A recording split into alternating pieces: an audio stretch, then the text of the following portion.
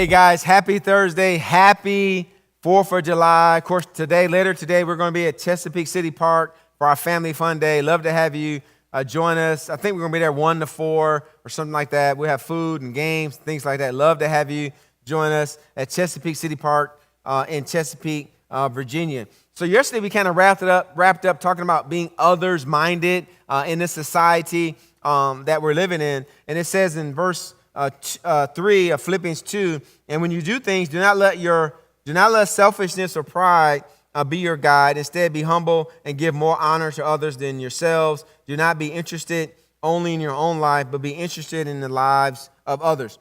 So one of the biggest tricks of the enemy, we kind of talked about this yesterday, is to get us to become so self-focused and so self-centered. And our language has even gotten, so self-focused and self-centered, YOLO, you only live once, and, it's all about the bag, and I got to get mine, and other things that we say. I know sometimes we may say it jokingly, but we got to recognize that those things could be a part of what we're really seeking. And if it's said in the right audience or said in the right place, the person can think you thinking it's all about you. And we have to realize that God wants us to give ourselves away, to be generous with our time, generous with our talents, generous with our resources in a society that we live in that is so focused on self. And so all these mindsets of selfishness really run contrary to the character of God. And we kind of talked about this yesterday about what God is like. And we read Genesis chapter 5, and we stopped on the word goodness. And we said goodness means to be benevolent, profitable, benefiting others. It describes an active goodness, virtue, excellence, or of course, generosity. God is a generous God. So how and where should we walk out or demonstrate this generosity? First of all, I believe we need to start at home. Generosity really should start at home. Parents toward their children, children, toward their parents and their siblings.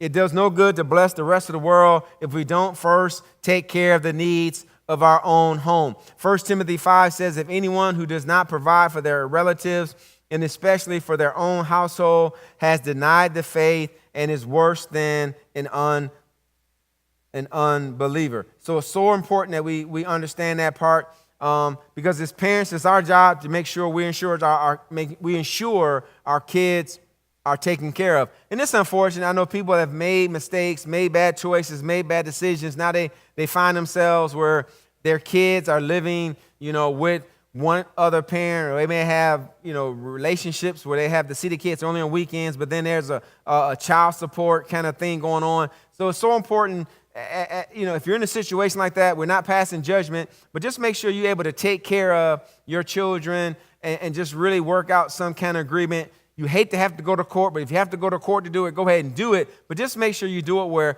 everybody is getting what they need. Nobody's taking an advantage of one person or the other, because the main thing here in that situation is to make sure that the children have what they need. They didn't ask to be here. They're here. Now it's important for the parents to be able to work out an agreement with the court system, if possible, to make sure that the kids, are taken care of. And so in this really fast-paced society that we live in, we got to make sure we're doing our best to take care of our homes, because the home is really the first safe place here. This first place we should demonstrate the goodness of God. Another place we should demonstrate God's goodness, of course, is at work. And when we begin to treat work as worship and seek God and honor God in it, it really, I believe, changes the whole perspective about going to that quote-unquote 9 to 5. I don't know what 9 to 5 is. There's no such thing as a 9 to 5. Most jobs are 7:30 to 3 or 8 to 4 or whatever.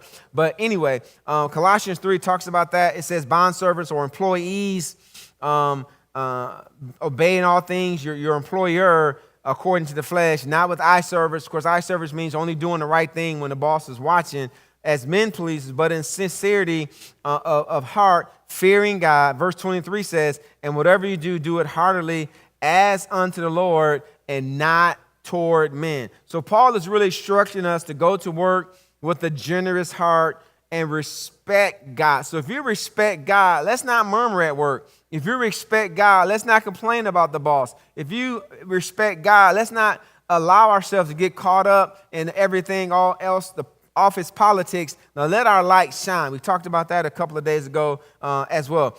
Because believers, we do more than what's expected. We go beyond what's expected. Why? Because we love God. And so Matthew 5 talks about that. You have heard the law of what it says. The punishment must match the injury, an eye for an eye and a tooth for a tooth. But I say, do not resist an evil person. If someone slaps you on the right cheek, offer the other cheek also. If you are sued in court and your shirt is taken from you, give your coat too. If a soldier demands that you carry his gear for a mile, carry it too. Do over and above. And so, a Roman soldier, of course, could legally pull a person off the street and require them to carry their gear for 1 mile. That's why they could pull Simon to carry Jesus' cross, when that happened during the crucifixion. But Jesus says to be generous with your life. Don't let them dictate your service. Go the extra mile. Give yourself away. Be encouraged, church. We love you guys. Enjoy your holiday. Hope to see many of you all this afternoon at the Family Fun Day. Enjoy your day.